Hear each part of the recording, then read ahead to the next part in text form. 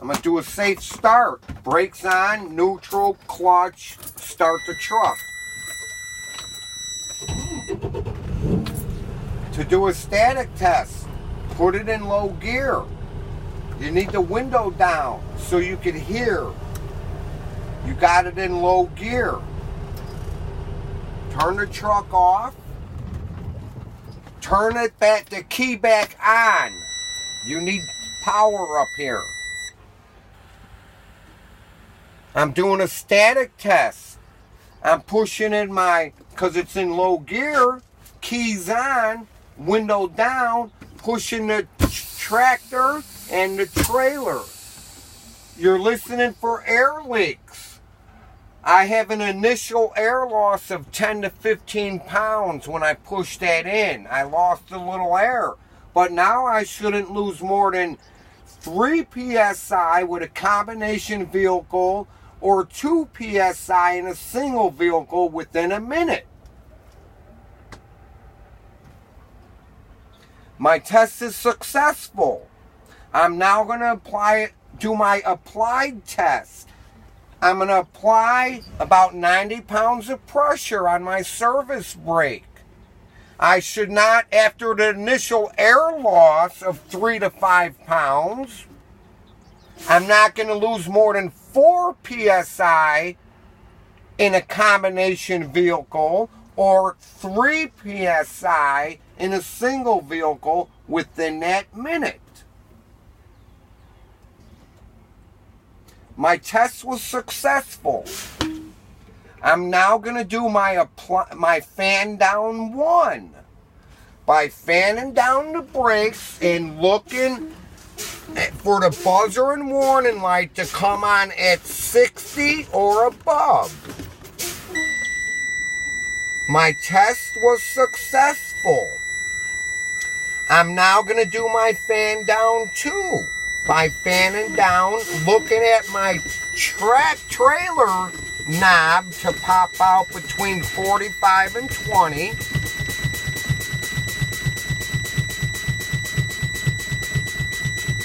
Looking at now note that it came, trailer popped on between 45 and 20, followed by the tractor brake at 40 to 20. My test is successful. The reason the trailer pops out first is to avoid a jackknife. I'll give you an example. You're going down the road, truck and trailer. Trailer pops first, it puts you in a skid. If this one popped first and puts you in a skid, the trailer weight will make you jackknife. Because this skidded first. They design it for the trailer to skid first. You'll skid in a straight line. That's why the trailer pops out first. So now I've used all my air. I need to do a recovery by doing a safe start.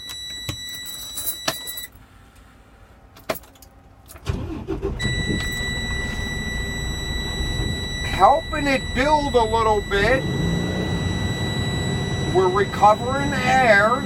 My governor kicks in at 100. It kicks out at 125.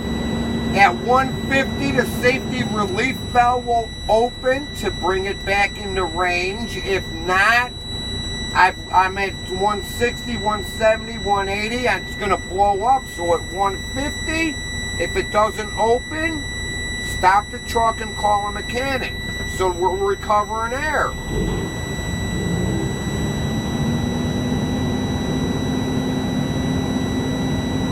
And it may take 2 or 3 minutes because we used it all.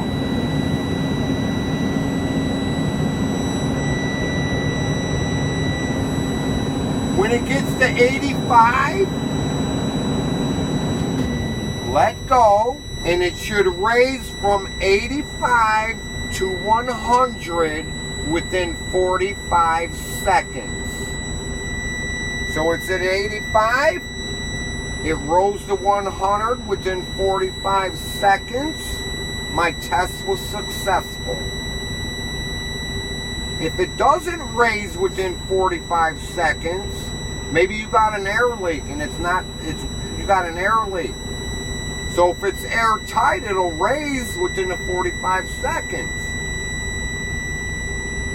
Now he's going to have you do a trailer spring brake, a trailer parking brake, or a trailer emergency brake.